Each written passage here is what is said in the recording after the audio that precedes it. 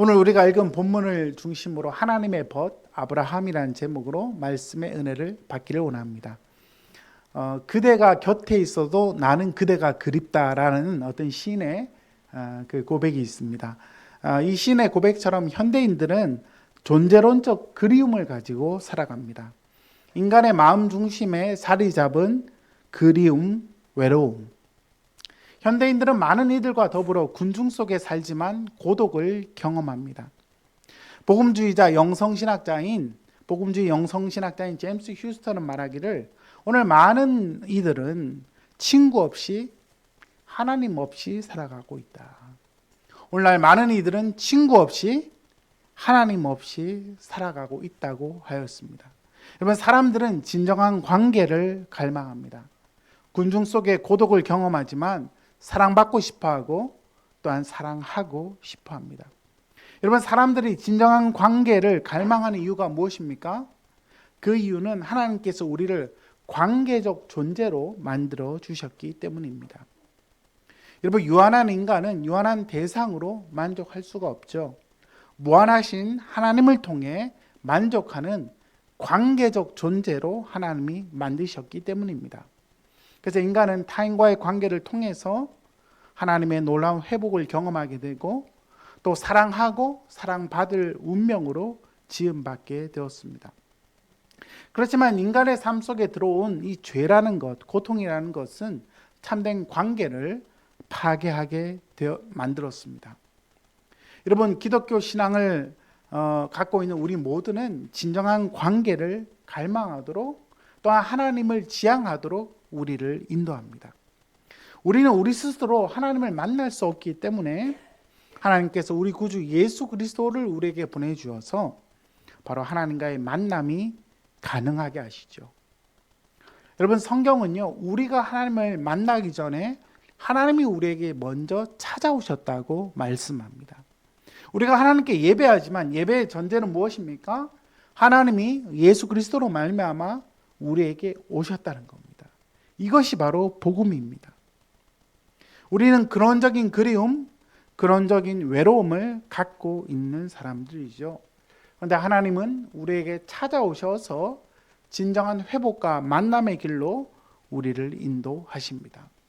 바로 예수님의 십자가를 통해 하나님을 만나게 하시고 삼위 하나님과의 풍성한 교제로 우리를 초청하시는데, 우리는 지난 시간에 아브라함의 가정에 찾아오신 하나님의 이야기를 함께 살펴보았습니다. 여러분, 아브라함의 가정에 하나님께서 두 천사와 찾아오셨을 때 여러분 어떡합니까? 바로 아브라함은 극진히 대접을 했습니다. 그리고 내년 이맘쯤에 아이를 가질 것이다. 다시 한번 분명하게 말씀해 주었습니다. 이렇게 극진히 대접을 받은 이 세 분이 결국 아브라함의 가정을 떠나서 소돔과 고모라로 떠나는 과정 속에 있는데, 여러분, 아브라함은요 이들을 또 그 길까지 배웅을 합니다. 여러분, 아브라함은요 참 손님을 잘 대접했던 것 같아요. 여러분, 그래서 우리 교회도 오시는 손님들을 잘 대접하려고 합니다. 우리 교회는 밥 먹을 때 돈을 안 냅니다. 어느 교회처럼. 그리고 커피도 다 공짜로 줍니다. 여러분 중에 천사가 있을 수 있기 때문입니다. 여러분, 손님을 대접하다가 은혜를 받고 복을 받은 아브라함처럼 우리 주변에 하나님의 사랑으로 섬기면요, 그것이 곧 주님을 섬기는 일이 되는데, 오늘 성경 말씀을 통해서 크게 두 가지 은혜를 묵상하기를 원합니다. 첫 번째, 우리 하나님은 아브라함에게 숨기지 아니하십니다. 여러분, 17절 말씀 보시면요, 내가 하려는 것을 아브라함에게 뭐 하겠느냐? 숨기겠느냐? 여러분, 이 말은요, 아브라함에게 숨기지 않겠다는 말 아니겠습니까? 그렇죠? 하나님은 자신이 하려고 하는 일들을 아브라함에게 숨기지 않겠다고 말합니다. 여러분, 그 내용 어떻게 되어 있습니까? 여러분, 주보 3면 보시면 강대한 나라가 될 것이다. 그리고 땅의 모든 민족이 아브라함을 통하여 복을 받을 것이다. 이렇게 되어 있습니다. 그래서 강대한 나라. 여러분, 우리말 성경은 이 두 단어를 합쳐서 강대한 나라라 되어 있는데, 히브리 원문에 보면 강하고 큰 나라. 이렇게 이걸 구분해 놨습니다. 그러니까 요거를 합쳐 놓으니까 강대한 나라죠. 강하고 큰 나라. 좀 더 의미를 살리면 강력하고 큰 나라가 되게 할 것이다. 여러분, 이스라엘이요, 나라는 작지만요 무서운 나라입니다. 지금 전쟁하고 있는데, 물론 그 전쟁하게 된 여러 가지 이유가 있겠습니다만, 어쨌든 결론적으로 말씀드리면 이스라엘을 잘못 건드면 골치 아픕니다. 이스라엘은 여러분 끝을 보아요. 전쟁 하면. 제가 이스라엘 지역을 가보니까 이스라엘은 여자분들도 여자 군인들이 총을 들고 있는데, 이집트에서 이스라엘 국경으로 넘어갈 때 가이드가 우리에게 당부했던 거는 군인들이 물을 때 대답을 아예 하지 말라는 겁니다. 예스라고 대답을 해야 되는데 노라고 대답하면 다 내리라 한다는 거예요. 그리고 뭐를 다 이렇게 조사를 한다. 그래서 여러분들 아무 대답하지 말고 그냥 가만히 있으라고. 그리고 가이드가 알아서 할 테니까 그렇게 조용히 국경으로 넘어갔습니다. 근데요, 이스라엘 군인들이 총을 메고 올라오는데, 특별히 자매님들이 총을 메고 올라오는데 포스가 당장 돌려서 쏠 수 있는 그런 느낌이었어요. 여러분, 이스라엘이 보통 나라가 아닙니다. 그럼에도 불구하고 우리는 그 땅에 평화가 있기를, 또한 기도하기를 원합니다. 여러분, 하나님은요, 이스라엘을 강하고 큰 나라, 그리고 아브라함을 통하여 모든 민족들이 복을 받을 것이다. 창세기 12장 3절의 말씀을 다시 반복해 주십니다. 여러분, 하나님은요, 아브라함을 복의 통로로 세워 주셨습니다. 그런데 중요한 것은 하나님이 어떤 일을 이루실 때 단독적으로 일을 하실 수도 있지만, 하나님은 하나님의 사람들에게 그 일을 알려주셔서 그 일을 성취하게 하십니다. 여러분, 주보에 보시면 아모스 3장 7절 말씀이 나오죠. 주 여호와께서는 자기의 무엇을? 비밀을. 여호와 하나님은요, 자기의 비밀을 그 종 선지자들에게 보이지 아니하고는 결코 행하심이 없으리로다. 아멘. 하나님은 어떤 일을 이루실 때 하나님의 종들에게, 하나님의 선지자들에게 반드시 보여주시고 그 일을 이루어 주십니다. 그렇다면 아브라함은 하나님께서 누구로 여겨주신다는 거죠? 여러분, 아모스 말씀에 근거하면 선지자로 여겨주신다는 겁니다. 구약시대에 하나님은 선지자들을 통하여 이스라엘이 멸망할 거다, 회복할 거다 말씀을 주셔서 하나님의 뜻을 이루어 주셨습니다. 여러분, 하나님께서 일을 하시는 방식이 바로 그러한 방식입니다. 작년에 미국 에즈베리 신학교에서 부흥이 있었습니다. 여러분, 하나님께서 교회 역사 속에서 믿음의 공동체가 성령의 놀라운 은혜, 복음의 능력을 경험하는, 이것을 개인이 경험하는 게 아니라 공동체가 경험하는 것을 뭐라 하냐면 이걸 부흥이라고 합니다. 우리는 흔히 부흥하면 숫자가 늘어난다, 그건 결과일 뿐입니다. 부흥은요, 복음을 경험하는 것. 여러분, 부흥이 뭐라고요? 복음을 경험하는 겁니다. 죄를 고백하고 십자가의 은혜를 경험하고. 그래서 에즈베리 신학교에 많은 청년들이 와서 부흥을 경험했는데, 놀라운 사실은 싱가포르에 신학교 교수님이었던 한 분이 기도 시간에 하나님께서 감동을 주시는데, 내가 에즈베리 신학교에서 부흥을 일으킬 거다. 그래서 몇 년 전에 하나님께서 말씀하셨대요. 그래서 이분은 신학교 교수를 그만두고 에즈베리 신학교에 와서 직이 없는데 부흥이 있기를 기다리며 기도를 했는데, 참 놀랍죠? 그분이 인터뷰하는 걸 제가 들었습니다. 하나님이 이 목사님에게 부흥이 있을 것을 알려주시고 부흥을 위하여 기도하게 하시고 또 부흥을 경험하게 하시는 놀라운 간증을 제가 보았습니다. 여러분, 하나님은요, 하나님의 일을 이루실 때 주의 종들에게 반드시 보여주십니다. 알려주십니다. 말씀하십니다. 그래서 하나님의 놀라운 일들을 이루어 가십니다.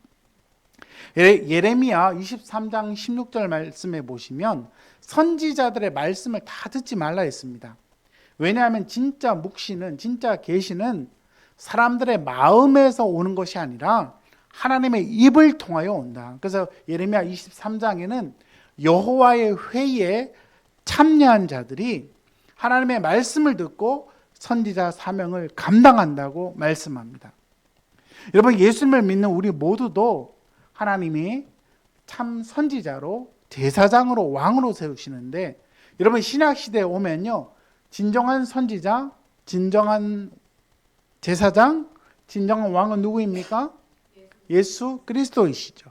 그러므로 예수님을 믿는 우리도 선지자적 사명, 또한 제사장적 사명, 왕적 사명을 감당하는데, 선지자적 사명은 하나님의 말씀을 깨닫고 전하는 일이고요, 제사장은 바로 백성들을 위하여 기도하는 일이고요, 왕은 하나님의 말씀으로 다스리는 일인데, 우리의 진정한 선지자, 제사장, 왕은 예수님이신 동시에 예수님을 믿는 우리도 선지자가 되게 하시고 제사장이 되게 하시고 왕이 되게 하셔서 이 땅 가운데 하나님의 나라를 이루어가게 하시는 겁니다. 특별히 선지자적 사명은 요한복음 15장 15절 말씀에 나오죠. 여러분 주보에 나옵니다. 이제부터는 너희를 종이라 하지 아니하리니 종은 주인이 하는 것을 알지 못한다 했습니다. 그렇지만 주님은 제자들을 내가 너희를 뭘로 삼는다? 친구로 삼는다. 그렇죠? 주보 3면에 나오죠. 내가 너희를 뭘로 삼는다? 친구라 했나니 내가 내 아버지께 들은 것을 다 너희에게 알게 하였습니다. 여러분, 친구 사이에는 비밀이 없습니다. 물론 먼 친구가 있고 가까운 친구가 있겠죠. 근데 진짜 친구는 비밀이 없습니다. 우리 주님 예수 그리스도께서 제자들을 종이라 하지 아니하고 뭘로 삼아 주셨다? 친구로 삼아 주셨다. 친구로 삼아 주셔서 아버지께 들은 말씀을 제자들에게 다 알려 주신다는 겁니다. 여러분, 우리가 예수님을 믿고 나면 우리 구주 예수님이 여러분 구원자인 동시에 그분이 우리의 뭐가 되신다고요? 친구 되신대요. 참 여러분, 이게 참 이해하기 힘든 말씀입니다. 우리를 구원하신 은혜만 해도 감사한데 우리를 친구 삼으신다. 그래서 이사야 41장 8절에는 아브라함을 하나님의 벗이다. 하나님의 벗. 여러분, 벗이 친구죠, 그죠? 네. 하나님의 벗님이 바로 아브라함입니다. 우리를 친구 삼으시는 예수 그리스도. 그래서 하나님은요, 소돔과 고모라를 멸망시키기 전에 아브라함에게 그 일들을 미리 알려주십니다. 여러분, 이 땅을 살아가면서 때로 우리가 답답할 때가 있습니다. 그렇죠? 우리의 인생길 가운데 하나님의 뜻을 구할 때가 있지요. 근데 놀라운 사실은 여러분, 하나님은요, 성경을 통하여 우리에게 이미 거의 다 말씀해 주셨습니다. 여러분, 성경을 읽다 보면요, 여러분의 인생을 향한 하나님의 뜻을 발견할 수 있습니다. 여러분, 하나님 말씀 안에 우리의 인생의 모든 문제의 답이 거기에 있음을 우리가 잊지 말아야 할 것입니다. 여러분, 말씀을 통해서 또한 기도함으로 바로 하나님이 우리를 선지자 삼아 주어서 우리에게 비밀을 보여주시고 믿음의 여정을 가게 하십니다.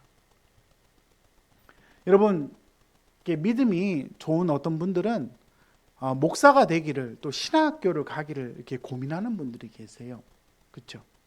근데 신학교를 가는 것도 이렇게 작정 기도를 하면서 하나님의 뜻을 구하면 정말 신학을 할지 아니면 평신도 지도자로 살지 하나님이 분명하게 알려주십니다.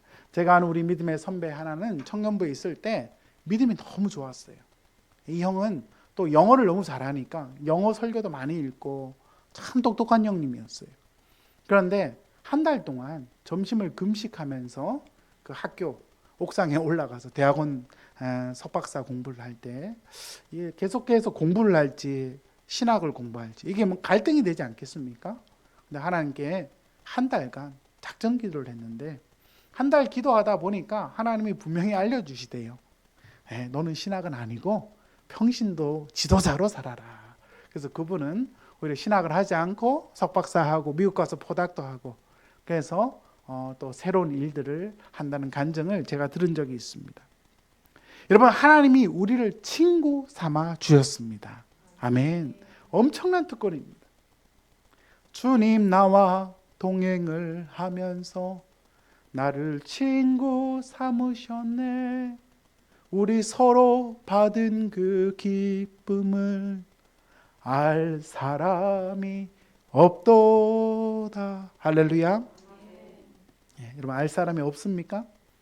예, 알 사람이 있기를 바랍니다. 여러분 우리 서로 받은 기쁨, 여러분이 오늘 예배 자리에 앉아 계시는데 믿음의 여정 가는 이 과정 속에서 각자에게 알려주신 주의 말씀, 그 어려운 순간에 여러분을 붙들어 주신 하나님의 음성, 여러분 각자에게 보내주신 하늘의 비밀들이 있을 줄 믿습니다.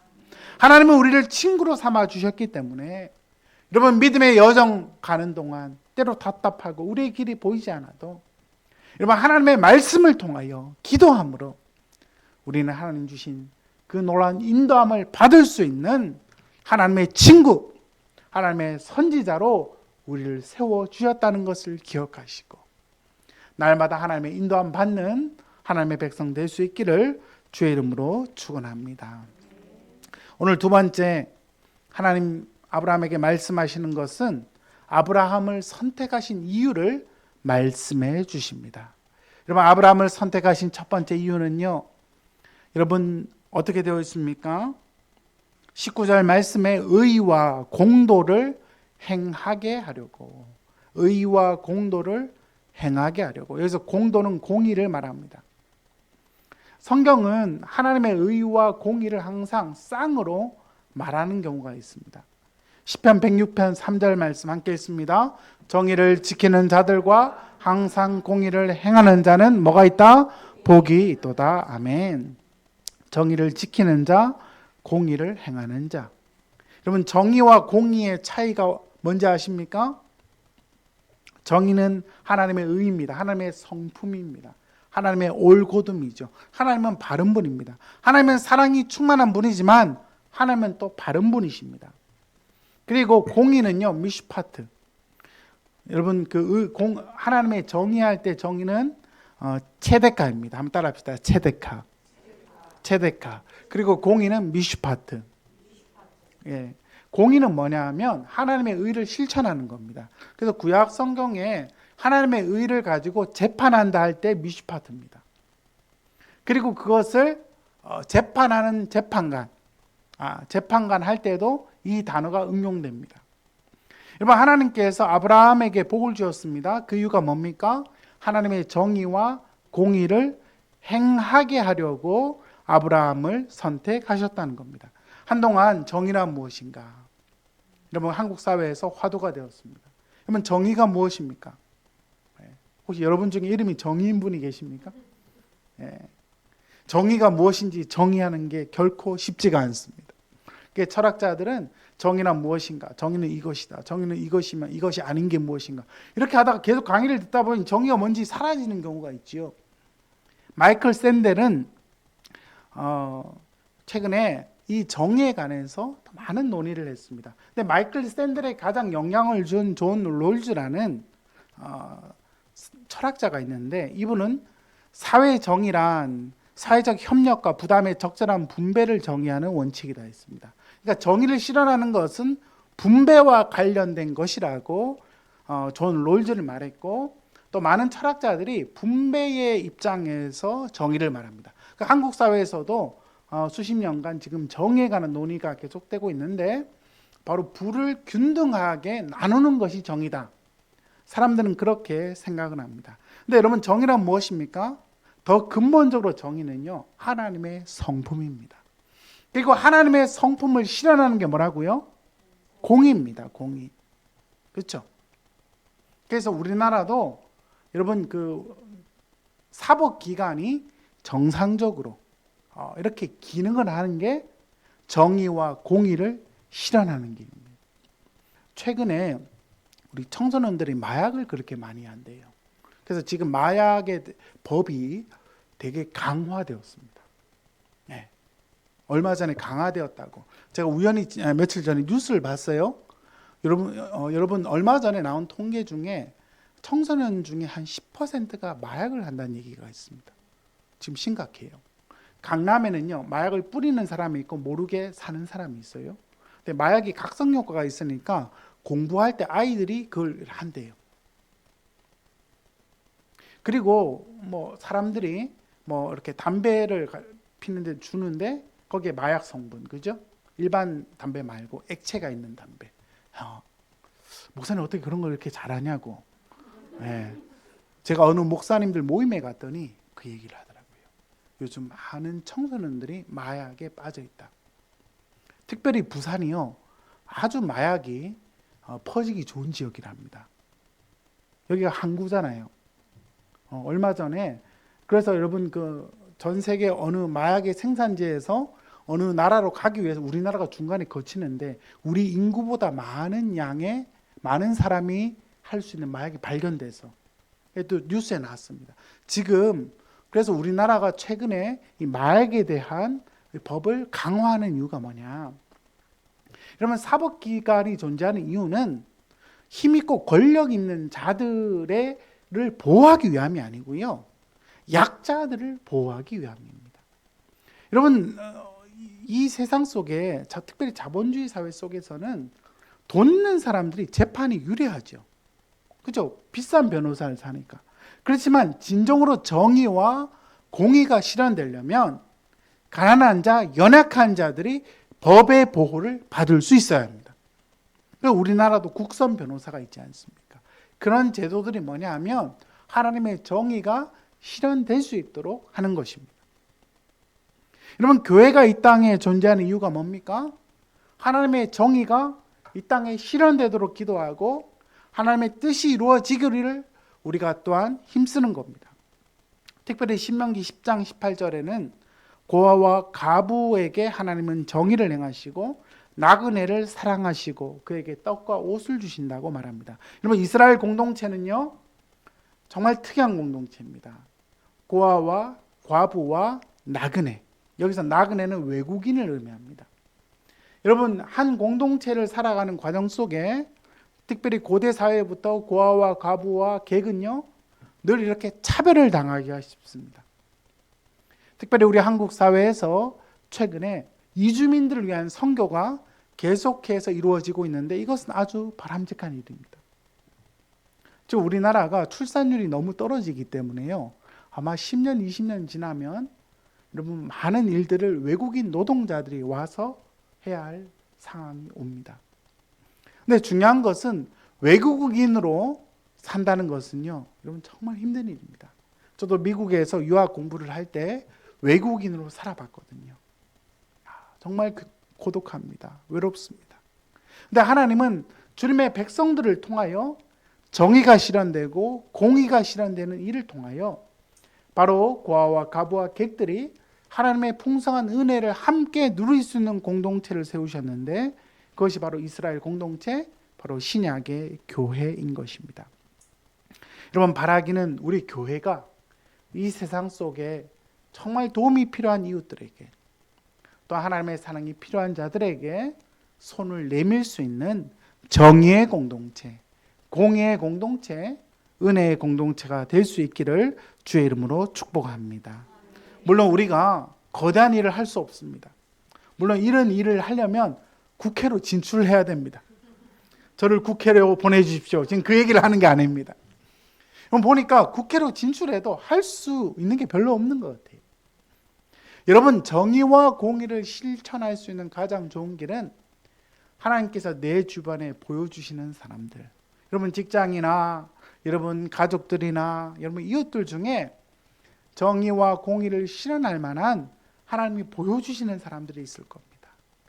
여러분, 하나님께서 우리를 선택하신 이유, 아브라함을 선택하신 이유는 바로 정의와 공의를 실천해서 하나님의 마음을 실현하는 복의 통로로 하나님이 우리를 세워주었음을 기억하고 하나님의 의와 하나님의 공의를 실현하는 믿음의 사람, 축복의 사람 될 수 있기를 주의 이름으로 축복합니다. 두 번째로 하나님이 아브라함 선택하신 이유는요, 자식과 권속에게 명하여. 권속은 바로 가족이죠. 가족, 패밀리를 말합니다. 자식과 가족들에게 명하여 여호와의 머리를 실천하기 위함이다. 도를. 그래서 믿음의 다음 세대에게 복음을 전수하는 일이 너무나 중요합니다.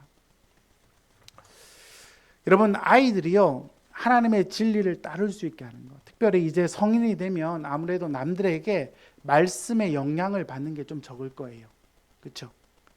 특별히 이제 나이 40이 넘어가면 남들에게 영향을 받기보다 좀 내가 갖고 있는 것을 유지해 가며 살 가능성이 큽니다.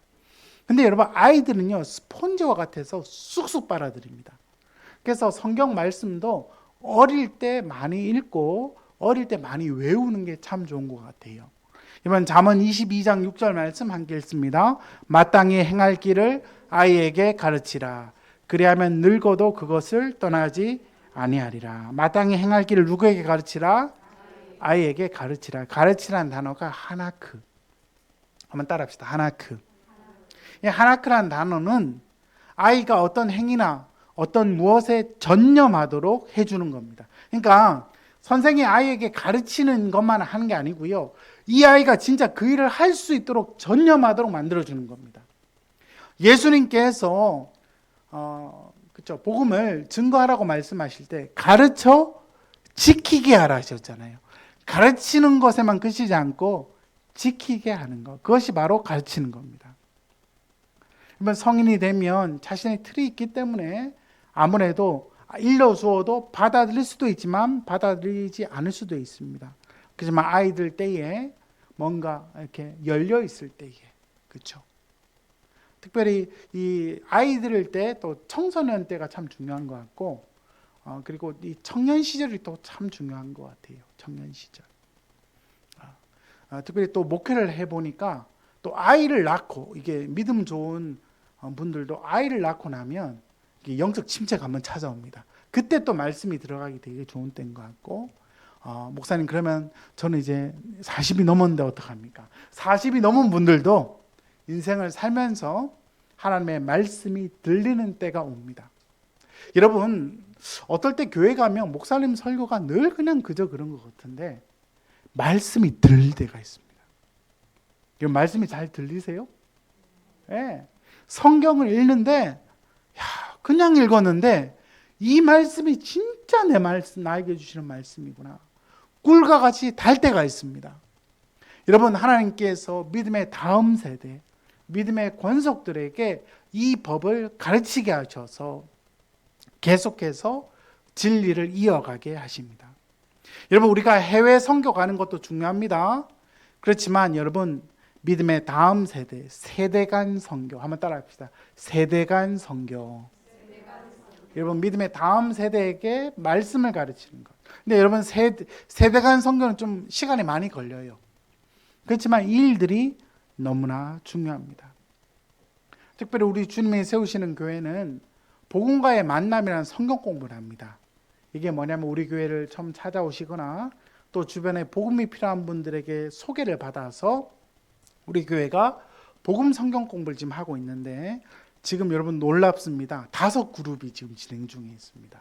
교역자들이 5그룹 정도 하는데 한 11명 정도가 지금 공부하고 있어요.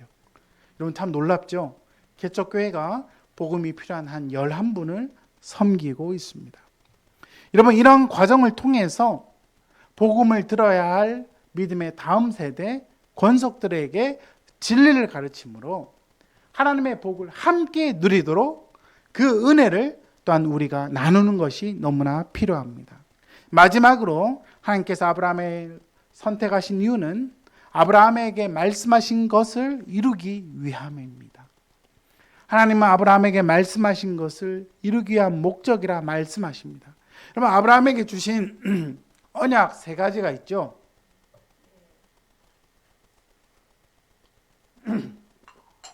아브라함에게 주신 언약 3가지. 우리 교회 나오시는 분들은 하도 많이 들어가지고 3가지 뭐가 있습니까? 첫 번째, 후손에 대한 약속. 2번째, 땅에 대한 약속. 3번째, 영원토록 보호하심에 관한 약속입니다. 한번 따라합시다. 후손, 땅, 보호. 아브라함에게 주신 3가지 약속이 이겁니다. 하나님은 아브라함에게 말씀하신 이 3가지를 반드시 이루겠다. 죽은 자와 방불한 아브라함의 가정에, 사라의 몸에 아이를 주겠다. 그 아이를 통해서 하늘의 별처럼 땅에 티끌처럼 많게 하겠다. 동서남북의 땅을 주겠다. 그리고 너를 영원토록 보호하겠다.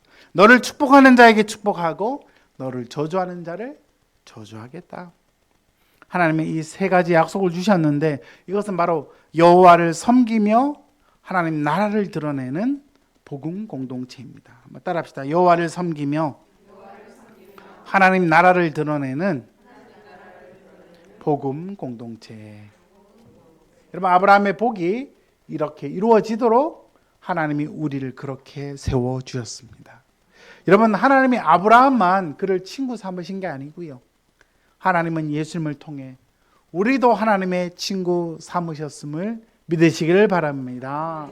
하나님이 세 가지 복 우리에게 주셔서 정의와 공의, 하나님의 마음을 실천하게 하시고 또한 이 아름다운 법을 믿음의 다음 세대 또한 하나님 알지 못하는 이웃들에게 전하게 하시고 또 그 약속을 누리는 축복의 통로로 우리를 세워 주셨습니다.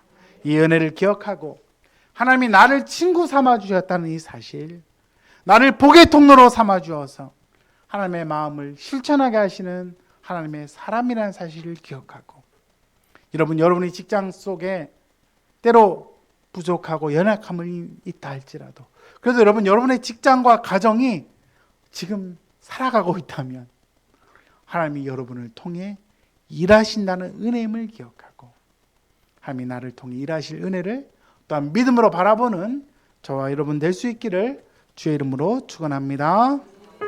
아멘.